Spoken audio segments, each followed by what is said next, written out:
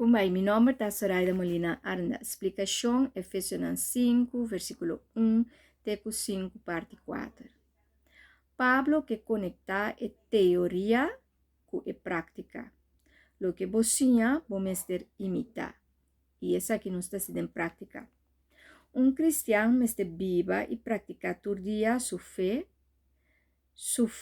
em Jesus e ideia de Jesus. Gente por mim se mira que bota hijo de Deus e que bota parte do reino de Deus. Mas tem uma diferença. Creyente está dando ideia com viva maneira Jesus. E está pedindo para todo seguidor também de verdade viva assim.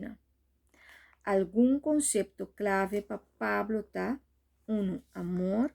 2. União. 3. Valor de salvação via Cristo. Pablo não quer para gente viva maneira e não creyente não, é que para nós fazer uso de turnos dom não. E também menciona 4 virtude não e princípio não robês e tá duna com si tingu hasi. Miti aqui nanan de 5 pontos. 1. Viva saber e não bobo. 2. Dengue verdade e não via mentira. 3. Com justiça e não seja injusto. 4. Den bondade e não de maldade. 5. Com luz e não de escuridade. 6. Com discernimento e não com dúvida, caos e confusão. 7. Den oportunidade e não ameaça e perigo. 8. Buscando vontade de Deus e não seja insensato.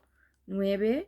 Viva livre de vício, não tá burache. 10. Laga Espírito Santo llenavo, não perde a cabeça. Jesus canta e agradece, não seja coração será eterno.